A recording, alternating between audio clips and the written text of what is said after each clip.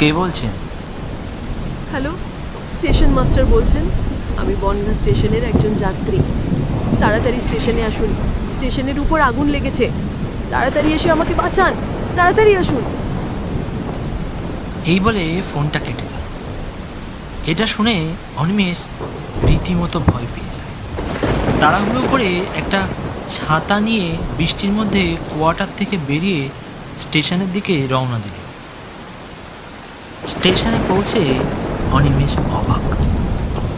প্ল্যাটফর্মের কোথাও কোনো জায়গায় আগুন লাগে, আর প্ল্যাটফর্মটা পুরো ফাঁকা, কেউ কোথাও নেই। একা অনিমেষ দাঁড়িয়ে, আর চারিদিকে মুষলধারে তখন বৃষ্টি পড়ছে। কিন্তু অনিমেষ মনে মনে ভাবল, তাহলে একজন মহিলা যে আমাকে ফোন করলো, তাহলে কে আমাকে ফোন করলো? পেছন ফিরতেই অনিমেষ অবাক। এক অট্ট হাসি তার কানে বাজতে লাগলো। তারপর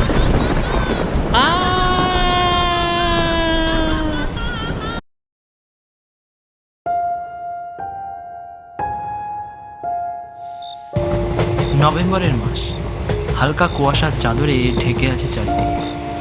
আর শীতের রাতে সৌমেন ও তার স্ত্রী নন্দিনী এগিয়ে চলেছে বনগাঁ স্টেশনের দিকে।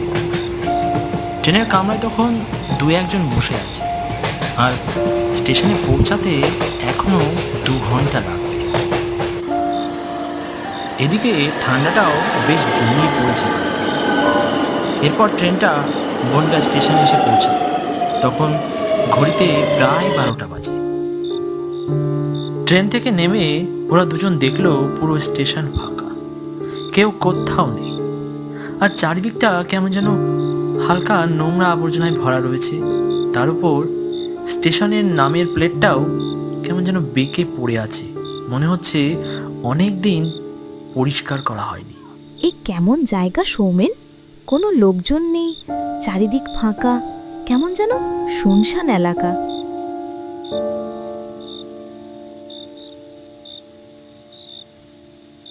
কি করব বলো, এটাই তো সরকারি চাকরির অসুবিধা। সব তো আর মনের মতন হয় না। 1-2 মাস থাকো, দেখবে তোমারও এরকম পরিবেশের সাথে থাকতে থাকতে ভালো লাগতে শুরু করবে। হঠাৎ করে কোথা থেকে একটা লোক আমাদের সামনে এসে আমাকে বলল, বাবু, ব্যাগপত্র লাগাবো, পাশেই তো কোয়ার্টার। আমি আপনাদের ওখানে নিয়ে যাই, ভালো থাকার জায়গা আছে। আপনাকে তো ঠিক চিনতে পারলাম না। আর এরকম শুনশান প্ল্যাটফর্মে আপনি কোথা থেকে এলেন? আমি হরেনকুলি, এই স্টেশনেই থাকি। ওখানে শুয়েছিলাম, তা আপনাদেরকে দেখতে পেয়ে আমি ছুটে এলো। আসলে আমি মালপত্র নিয়ে যাই, নিয়ে আসি, তাই আপনাদেরকে দেখে এখানে এলো। এরপর একজন বয়স্ক বৃদ্ধা লোক আমাদের দিকে এগিয়ে এলো এবং আমাকে দেখে বলল, আপনি বুঝি নতুন স্টেশন মাস্টার সৌমেন বাবু? হ্যাঁ, সৌমেন ঘোষ। কিন্তু স্টেশনে এরকম অবস্থা কেন? চারিদিক ফাঁকা, কোথাও কোনো লোকজন বা কোনো প্যাসেঞ্জার নেই কেন? আসলে বাবু, স্টেশন মাস্টার হিসেবে এই বনগাঁ স্টেশনে যেই আসে, তার সাথে ওই রাতের বেলা ওই মহিলা। হরেনকুলির পুরো কথা শেষ হওয়ার আগেই ওই বয়স্ক লোকটি বলে ওঠে, অত কথা তোকে জিজ্ঞাসা করেছে উনি? ওনারা অনেক দূর থেকে এসেছে। আগে যা, ওনাদেরকে কোয়ার্টারে নিয়ে যা। আর হ্যাঁ বাবু, আজকে রাত্রে কিন্তু কোয়ার্টার থেকে কোথাও বেরোবেন না, এইটা বলে দিলুম। এদিকে সৌমেন ও তার স্ত্রী বুঝলো ওরা দুজন কিছু একটা লুকাচ্ছে।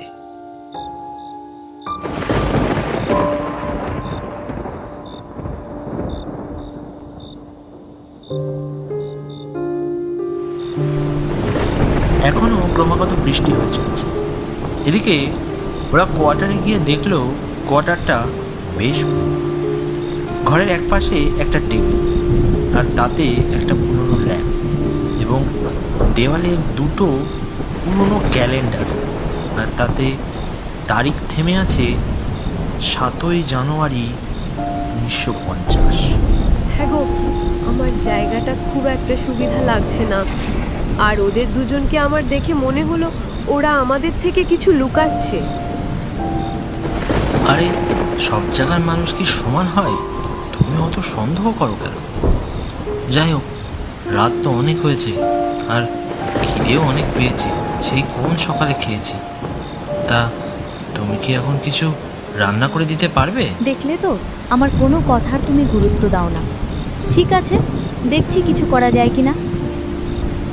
এরপর সোমনাথের স্ত্রী নন্দিনী কোয়ার্টারের রান্নাঘরের দিকে এগিয়ে যায়, কিন্তু রান্নাঘরে যেতেই হঠাৎ নন্দিনী চিৎকার করে বলে, সোমনাথ, তাড়াতাড়ি ঘরে এসো। সোমনাথ! সোমনাথ তাড়াতাড়ি রান্নাঘরে গিয়ে দেখলো মেঝেতে দু একটা বাসন ছড়িয়ে রয়েছে, আর নন্দিনী ভয়ে চুপচাপ দাঁড়িয়ে আছে জানলার পাশে। তাকে দেখে সোমনাথ জিজ্ঞাসা করলো, কি হয়েছে? ওরকম করে চিৎকার করলে কেন? কি হয়েছে? সোমনাথ, ওই জানলার পাশে আমি একজন মহিলাকে দেখতে পেলাম। কি অদ্ভুত ভয়ঙ্কর দৃশ্য! আমার আর জায়গাটা একদম সুবিধে বলে মনে হচ্ছে না।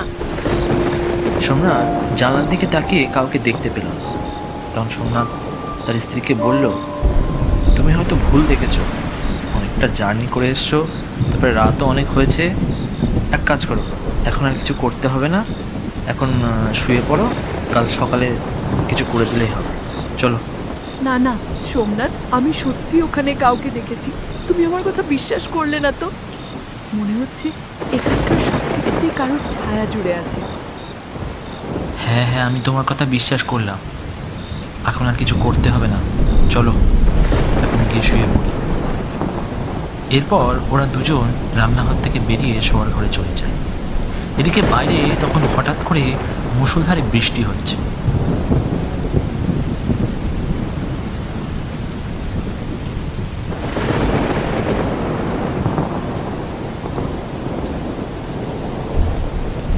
মাঝরাতে হঠাৎ কিছু আওয়াজ তার কানে এলো।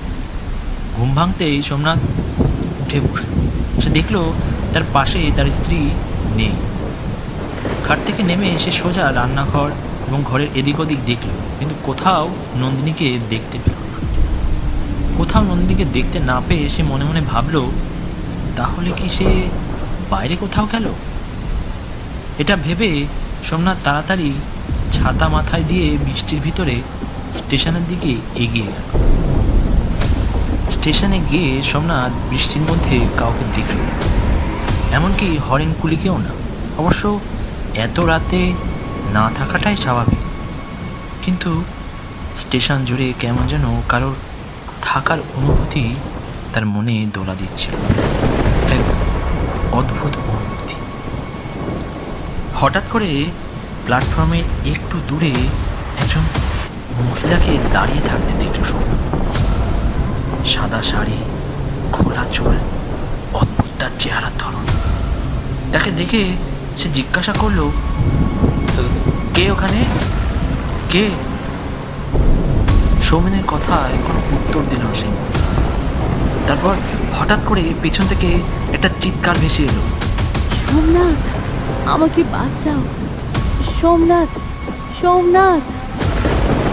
সে আওয়াজ শুনে প্ল্যাটফর্মের সামনে এগিয়ে যেতেই সে হতভম্ব। সোমনাথ দেখতে পেল তার স্ত্রী নন্দিনী রেল লাইনের উপরে কাঁটা অবস্থায় পড়ে আছে। সে এই দৃশ্য দেখে রীতিমতো ভয় পেয়ে যায়।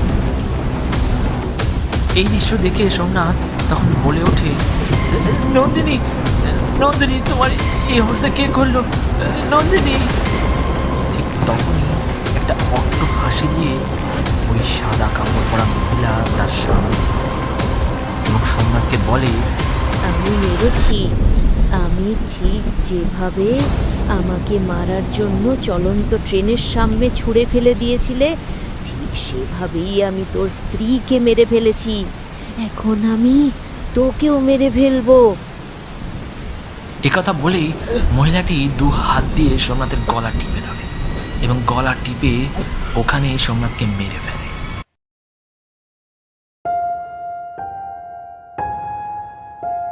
আরো একটা ঘটনার সাক্ষী হলাম।